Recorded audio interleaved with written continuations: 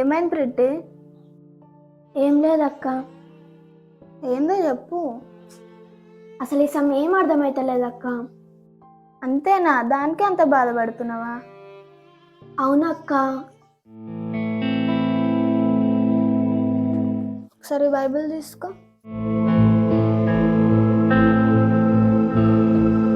యాకోబు 1:5 చదువు. మీలో ఎవనికైనాను జ్ఞానము కొదువగా ఉన్న ఎడల అతడు దేవుని అడగవలెను, అప్పుడు అది అతనికి అనుగ్రహింపబడును. ఆయన ఎవనిని గద్దింపక అందరికీ ధారాళముగా దయచేయువాడు. దేవుడి వాక్యం ఏం చెప్తుందంటే, మనకు ఏదైనా సమస్య వచ్చినప్పుడు దాన్ని ఎదుర్కొనే జ్ఞానం మన దగ్గర లేనప్పుడు దేవుడిని అడిగితే దేవుడు మనకు ధారాళంగా ఇస్తాడు. అప్పుడు మనం ఆ సమస్యను దేవుడి జ్ఞానంతో ఎదుర్కోగలుగుతాం. సరే అక్క, అయితే ఇప్పుడే ప్రేయర్ చేసుకొని దేవుడిని అడుగుతా. ఆగాగు, ఒకసారి 6వ వచనంలో కూడా ఏముందో చూడు, నేను చదువుతా. అయితే అతడు ఏమాత్రమును సందేహింపక విశ్వాసముతో అడగవలెను.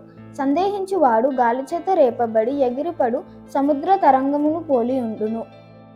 అయితే నువ్వు ప్రార్థించుకునేటప్పుడు విశ్వాసంతో అడగాలి. దేవుడికి అసాధ్యమైనది ఏది లేదు కాబట్టి దాన్ని నువ్వు పొందుకుంటావు. సరే అక్క, థ్యాంక్ యూ. చూసారు కదా పిల్లలు, మీకు కూడా ఏదైనా ప్రాబ్లం వస్తే దేవుడిని విశ్వాసంతో అడగండి. అప్పుడు దేవుడు మీకు కావాల్సిన జ్ఞానం ఇస్తాడు. ఓకేనా?